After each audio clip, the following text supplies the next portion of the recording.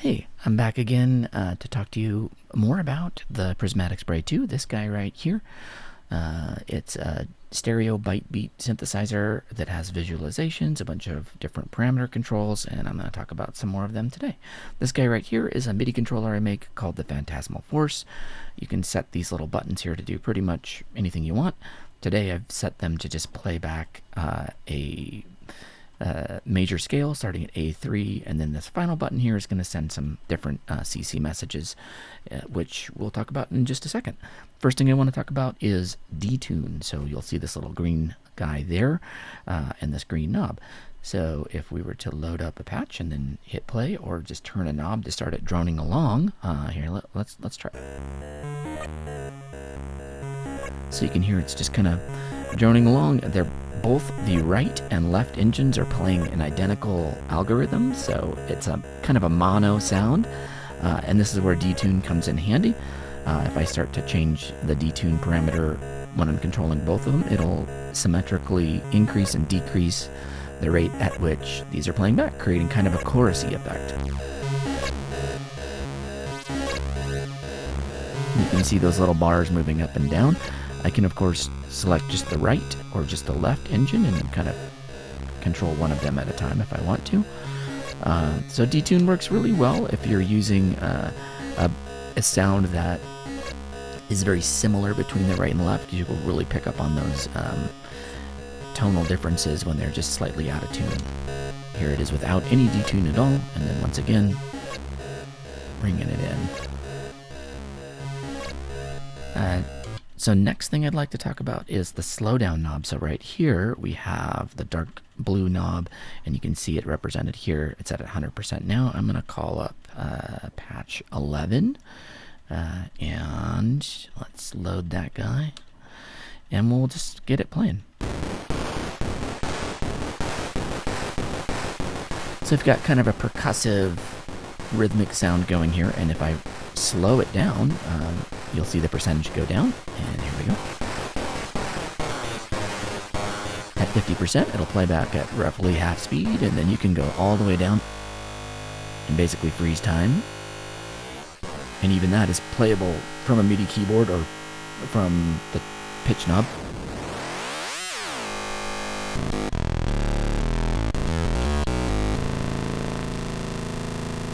So, yeah, just freezing something in time. Well, you can freeze something in time, too, and still change the parameters.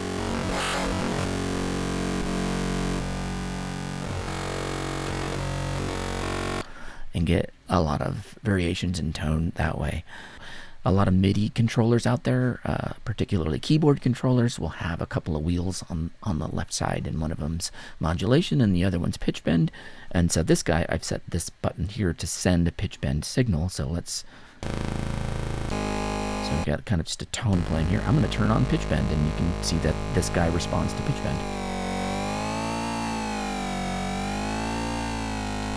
So from an external controller or another modulation source that's capable of sending pitch bend, you can get vibrato, or you can get kind of slow changes in pitch. It goes up or down 2 semitones, so there's a little bit of range there. There's also similarly, there's the glide feature. So if you hold down the blue button here and you turn the pitch knob, you can adjust the rate of gliding between notes. Right now it's turned off. You can see next to that little purple note, it says off. And it starts, the fastest possible glide is at 250. And if you're just going from notes that are very close together, you're not even going to hear it.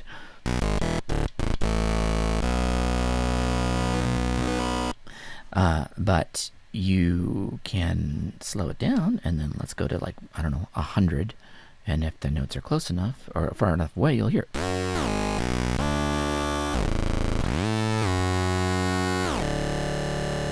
And if we load up another patch here, let's go to 15. Load it up.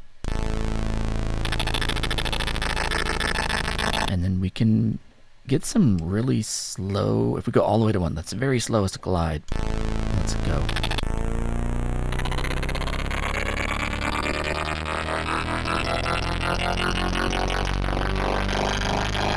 So it can take its time.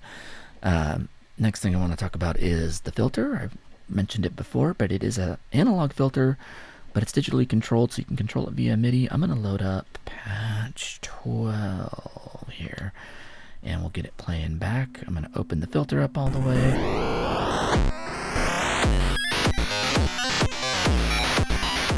So we have this very rhythmic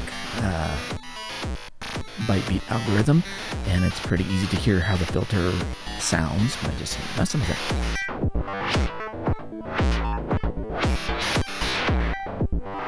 And you can see in this algorithm by the A, B, and C, there's that little, hey, look at me thing. That means you're on, if I've tracked it down, I've found what the original creator of that algorithm intended it, the settings to be when it was played back. So, and this is where it gets kind of fun. So if I get that going.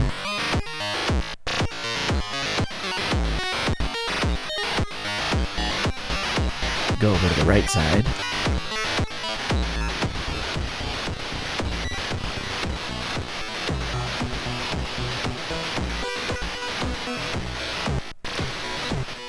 Left side.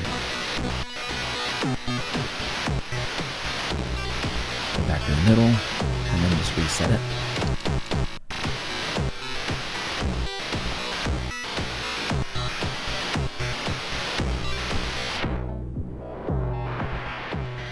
The last thing I want to talk about is pitch scaling. So a lot of times, and you'll hear it here,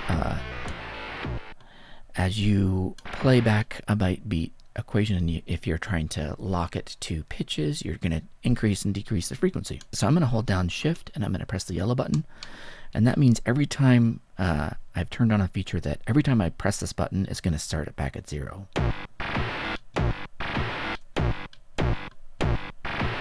If that's not on, then the byte beat equation just progresses from where it left off, and for some things that works, and for others it doesn't. For something as percussive as this, it definitely helps to have it retrigger. And now, as I go up,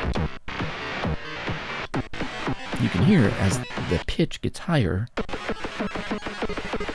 the rate increases as well, which, you know, for some people that makes byte beat harder to use in a musical context, because like an old 90s sampler, if you pitch it down, it slows it down, and that just doesn't really work in all situations.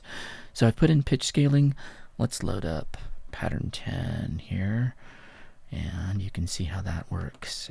So pitch scaling attempts to slow the progression of the byte beat equation down based on a root note. So in this case, this guy starts at A3, and so let's just hear what this sounds like without any pitch scaling.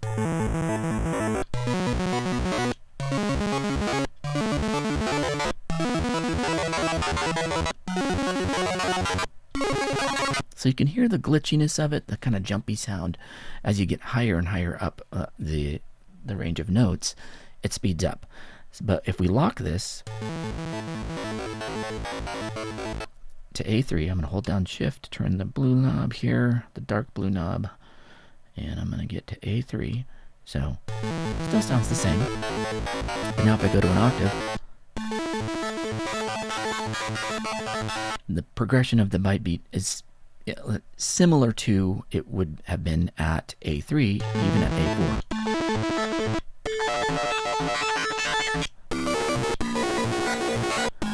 So this works differently for every algorithm and every combination of A, B, and C runes that you've assigned to it. Sometimes it works really tonally like this, and you can hear that major scale working out really nice, but it depends on the math. Sometimes it just sounds totally crazy and doesn't work.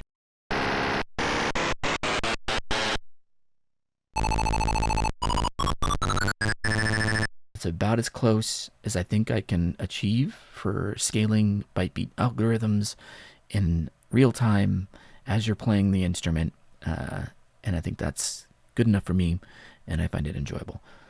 So yeah, thanks for listening.